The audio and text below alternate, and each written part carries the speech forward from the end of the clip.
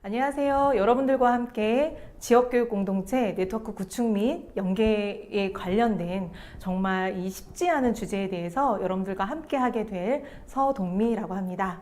제가 대학교 졸업한 이후로 사회복지를 전공하고 쭉 학교 안에 있는 교육복지 현장에 있었는데요.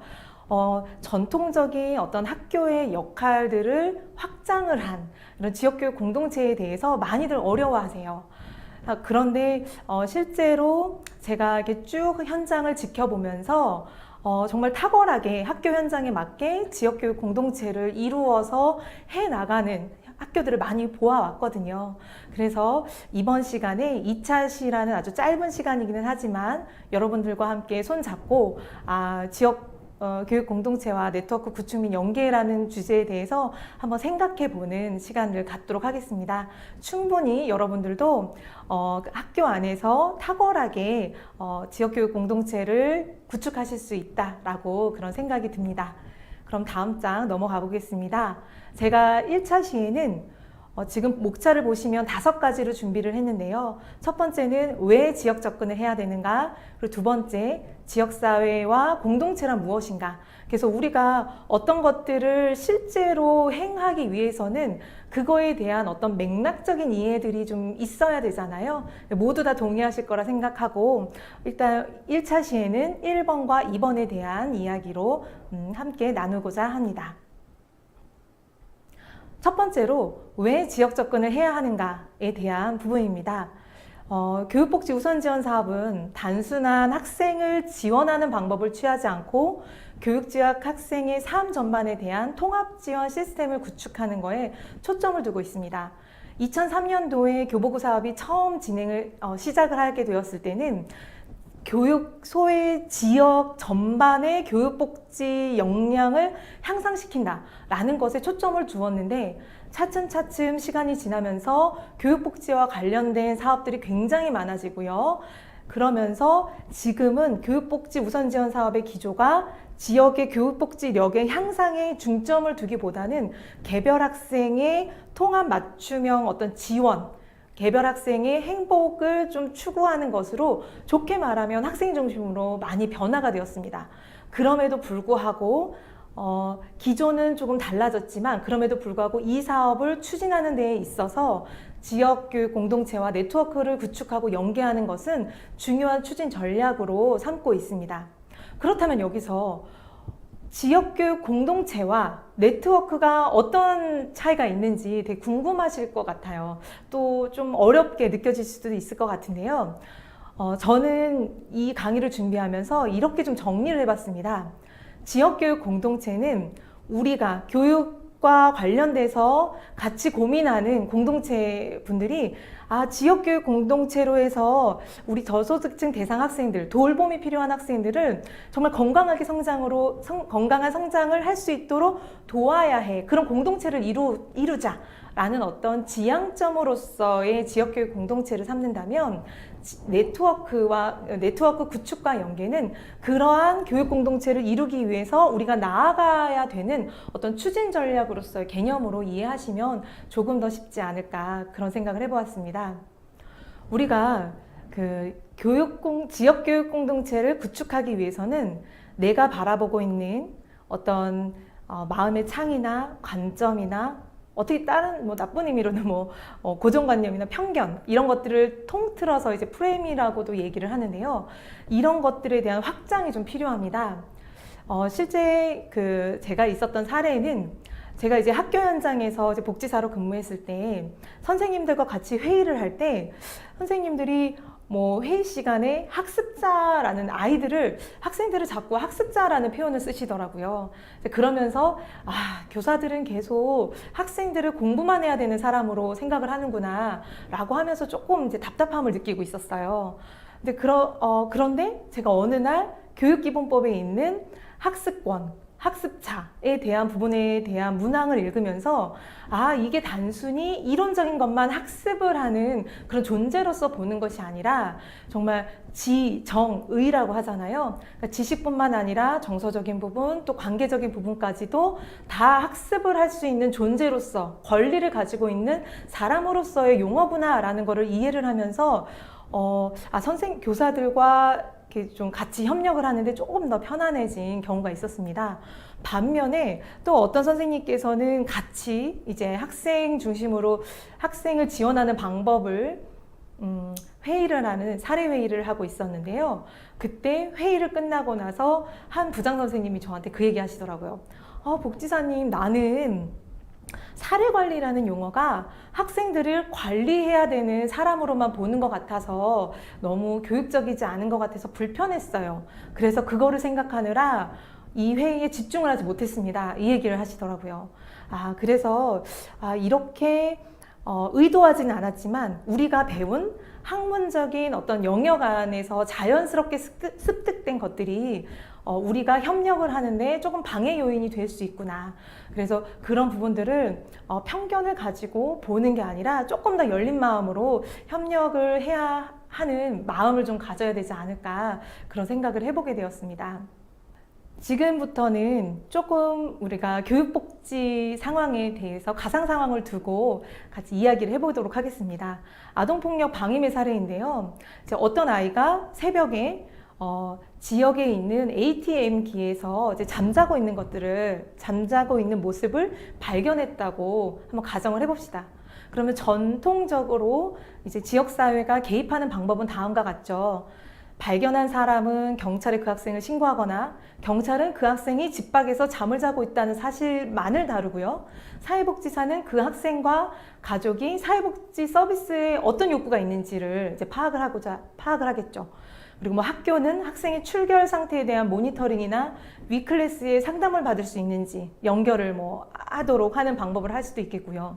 그리고 그 외 문제들은 종교기관, 지역기관, 친척, 이웃, 친구들이 도움을 주게 되겠죠. 그러니까 각각 열심히 해요. 그러니까 이런 부분들도 사실은 모두가 그 기관이 기능을 잘할 때 이런 역할들을 하게 될 텐데, 많은 부분 이제 그 각 기관이 목적으로 하는 거가 중복이 되기도 하거나 아니면 상이한 목적으로 그 학생한테 도움을 주려고 하다 보니까 그 학생은 더 이상 지역사회 기관과 같이 뭔가 하는 것들이 피곤하고 나를 힘들게 한다라고 생각을 하면서 신뢰를 잃어가는 사례들이 종종 있습니다.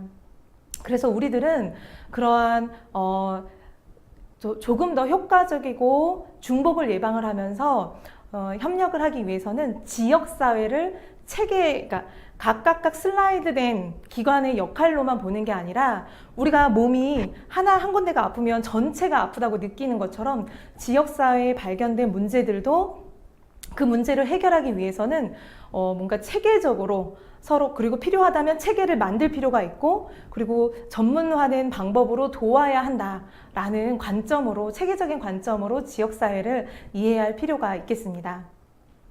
그래서 우리가 그 학생 지원을 하기 위해서 협력을 하는 데 있어서 이처럼 지역교육 공동체가 함께 한다라고 하는 이상형은 되게 좋죠. 그리고 다 공감하는 마음이실 텐데요. 각 상이한 목적과 조직 체계를 갖고 있는 각각 기관이 협력한다는 건 정말 쉽지 않습니다. 기관에서 줄 수 있는 목표도 다르고요. 서비스도 다르기 때문입니다. 이제 그럴 때마다 우리가 판단의 기준을 학생에게 두면 조금 더 쉽게 협력하는 방법들을 찾을 수 있게 될 것입니다. 그래서 따라서 지역교육 공동체는 교육 영역에서 학습자 중심의 패러다임을 갖게 되는 것을 뜻하기도 합니다. 이번에는 지역사회, 그런 공동체가 무엇인지 같이 이야기 나누도록 하겠습니다. 도대체 지역사회에 대한 관심이 왜 이렇게 증가가 되고 이야기가 되는가라는 부분인데요. 여러분들 영화 1987을 보시면 우리나라에서 이제 민주화가 진전이 되는 것들을 보실 수가 있었는데요. 이제 민주화의 산물로 1995년도에 지방자치제가 이제 정착이 되기 시작합니다. 그래서 우리 손으로 직접 시장이나 구청장 이렇게 선출하게 되었는데요. 이제 지방자치제가 된다라는 것은 중앙에 있었던 힘을 지역으로 좀 분산시키면서 지역의 특성에 맞는 운영을 할 수 있게 된 것을 의미하기도 하죠. 그러면서 1990년대 후반에 정치, 문화, 복지, 교육 등의 다양한 분야에서 많은 지역사회에 있는 문제들을 좀 실험하기 위한 것들이 많이 이루어지게 됩니다. 그래서 교육 안에서는 대안교육 운동으로 이제 많은 이제 지역사회를 중심으로 한 운동이 시작되게 되었고, 복지 영역에서도 지역사회 복지 운동들이 다양하게 시작되게 되었습니다. 그래서 교육복지 우선지원 사업에서 개념화한 지역교육 공동체는 지역사회 소외계층의 참사를 위한 지역사회 복지 운동과 학교 내 소외계층 학생의 참교육을 위한 교육운동이 사회적인 맥락에서 융합된 것으로 이해하시면 될 것 같습니다. 하지만 이러한 구분은 명확하지 않고요. 사업 명칭은 이제 명확하지 않습니다. 그리고 사업 명칭은 달라도 또 따로 또 같이 또 추진되고 현장에서는 추진되고 있는 실정입니다. 그렇다면 지역사회 공동체, 용어도 되게 많이 좀 다른데요. 이러한 것들에 대한 정의에 대해서 알아보도록 하겠습니다. 지역사회와 공동체 모두 커뮤니티라는 영문을 사용하고 있었습니다. 하지만 미묘한 차이가 좀 있었는데요. 지역사회 개념은 역사적 또 정치적인 입장에 따라서 조금 더 다른 견해들로 좀 변경되면서 좀 쓰이기 시작했고요. 공동체에 대한 개념은 이제 그 지역을 공유하고 있는 구성원들의 어떤 공유된 가치, 신념, 우리라는 어떤 감정들을 갖게 하는 조금 더 정서적인 용어로 사용이 되고 있습니다. 그래서 이번 연수에서 정의하고 있는 지역 사회에 대한 개념은 다음과 같이 잡아보았습니다.